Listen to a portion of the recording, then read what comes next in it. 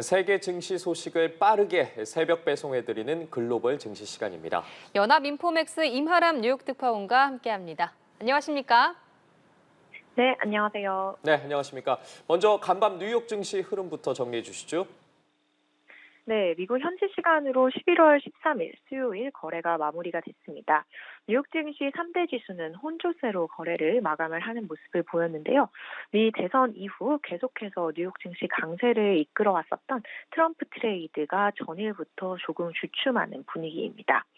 오늘 뉴욕 증시 정규장에서 나스닥 지수가 전거래일 대비 0.26% 하락 마감을 하는 모습을 보였고요. 반면에 다우 지수 그리고 S&P 500 지수는 소폭 상승 마감하는 모습을 보였습니다. 오늘 미국 현지 시간 오후 들어서 ABC, NBC, CBS 등 미국 주요 방송사들이 공화당이 하원에서 과반인 218석을 확보했다라고 보도를 했습니다. 사실상 레드 스윕이 확정이 된 것인데요. 이런 분위기 속 이제 뉴욕 증시의 트레이더들은 더욱더 방향성을 잡지 못하는 모습을 나타냈습니다. 사실 그간 대선 이후 이렇게 뉴욕 증시가 강세를 보일 수 있었던 이유는 도널드 트럼프 당선인의 당선 소식이 주가 상승 요인이다라고 시장이 인식을 했기 때문인데요. 트럼프가 승리하고 의회를 모두 공화당이 독식하는 이제 레드 스윕이 펼쳐졌기 때문에 과연 이런 상황이 주식 시장에 좋은 상황으로 귀결이 될 수 있을지에 대한 검토가 이어지고 있는 것으로 보입니다. 오늘 뉴욕 증시에서는 기술주와 통신주 중심의 하락세가 펼쳐졌고요.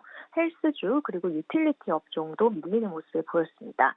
이 중 반도체주가 다소 부진한 모습을 보였는데요. 반도체 대장주 엔비디아가 1% 넘게 밀렸고 AMD 같은 경우는 직원 4% 정도를 해고한다는 소식이 전해지면서 3%대 주가 하락했습니다. 일론 머스크 테슬라 CEO 정보 효율부의 장관으로 내정이 되었다는 소식이 어제 전해졌는데요.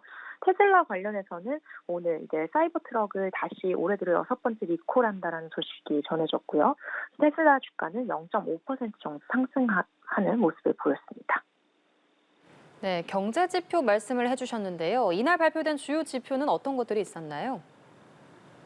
네, 오늘 미국의 주요 경제 지표인 미국의 소비자 물가 지수 CPI 지표가 발표가 됐습니다. 사실 인플레이션 국면 이후 투자자들이 가장 주목하는 미 경제 지표가 CPI라고 볼 수 있을 것 같은데요. 오늘 발표됐었던 미국의 지난 10월 달 물가 인플레이션 수치는 시장의 예상치에 정확히 부합을 하는 모습을 보였습니다.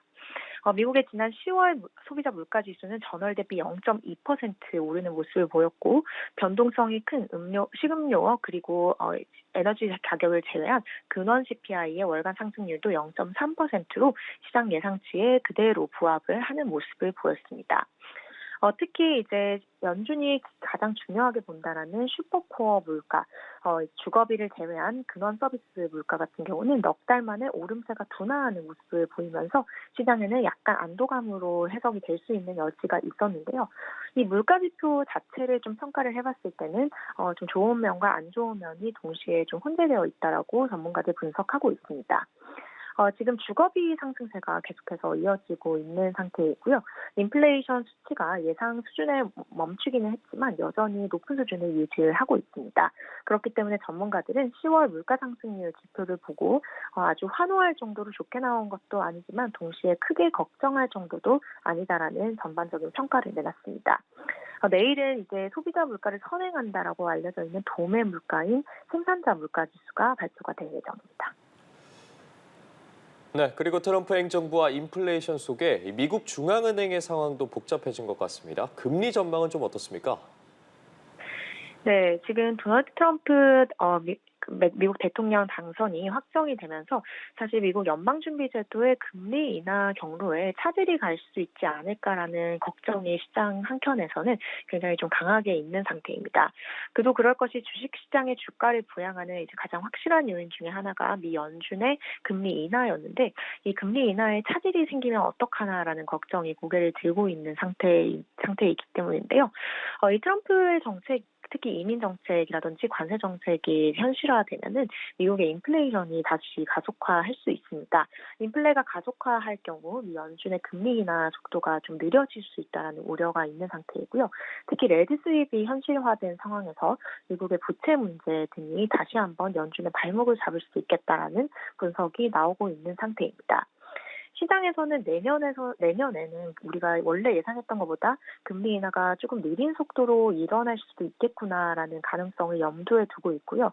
연준 위원들도 이 가능성을 간접적으로 시사하고 있습니다. 오늘 댈러스라든지 세인트루이스 그리고 미니애폴리스 연은 총재가 공개 발언을 전했는데요. 이 연준 위원들은 대부분 지금 금리 인하에 있어서는 상당히 인내심 있게 그리고 주의 깊게 인하를 집행해야 된다라는 의견을 피력을 하고 있습니다. 필요할 경우에는 금리 인하에 좀 속도 조절을 해야 될 수도 있다는 점을 시사한 발언으로 해석이 되고 있는 상황이고요. 내일 이제 제롬 파월 미국 연방준비제도 의장의 연설이 예정이 되어 있기 때문에 이 부분 주목해야 할 것으로 보입니다.